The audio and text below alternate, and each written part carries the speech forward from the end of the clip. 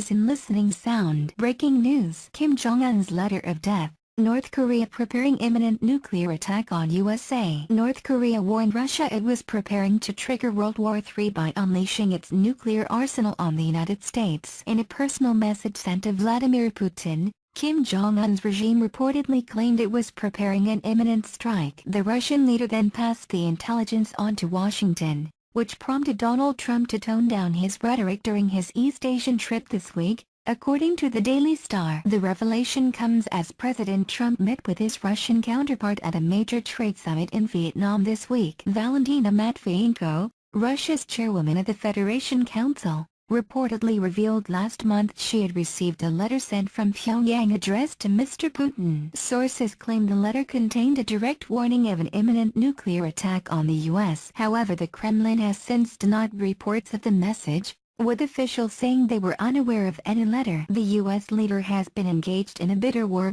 with dictator Kim, with the pair trading insults and threats of nuclear war for months. But although Mr. Trump warned the tyrant do not try us while in Seoul this week, he refrained from the sort of personal insults he has previously used, including labeling Kim Little Rocket Man. While addressing South Korean leaders on the ever-increasing threat posed by the nuclear-armed North, the U.S. leader directed some of his words at the war-crazed tyrant. He said, "The weapons you are acquiring are not making you safer. They are putting your regime in grave danger. Every step you take down this dark path increases the peril you face. North Korea is not the paradise your grandfather envisioned. It is a hell that no person deserves." Mr. Trump was in Seoul on November 7 as part of a 12-day, five-nation tour of East Asia. The South Korean capital is just 35 miles from the heavily fortified demilitarized zone where Kim has thousands of heavy weapons trained on the sprawling city. The president's trip was chiefly aimed at trade and drumming up support for a solution to the North Korean crisis. But despite refraining from personal insults for the majority of the tour,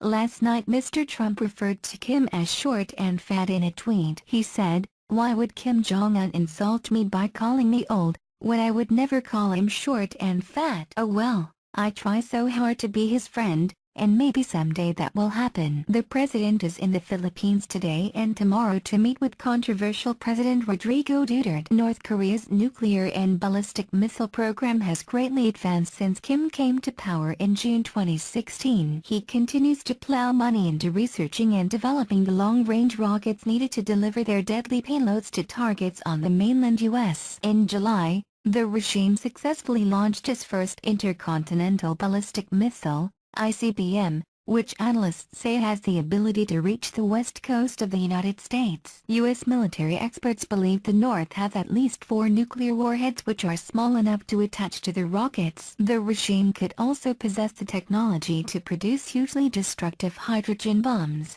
after South Korean intelligence saw signs of a suspected H-bomb test in September. Kim's regime claimed it successfully detonated a 120-kiloton device which it says is small enough to be carried on one of its missiles. By comparison, the nuclear bomb which left Hiroshima in ruins in the final days of World War II had the destructive power of around 20 kilotons. Most of Britain's submarine-based Trident nuclear weapons have yields of between 80 and 100 kilotons.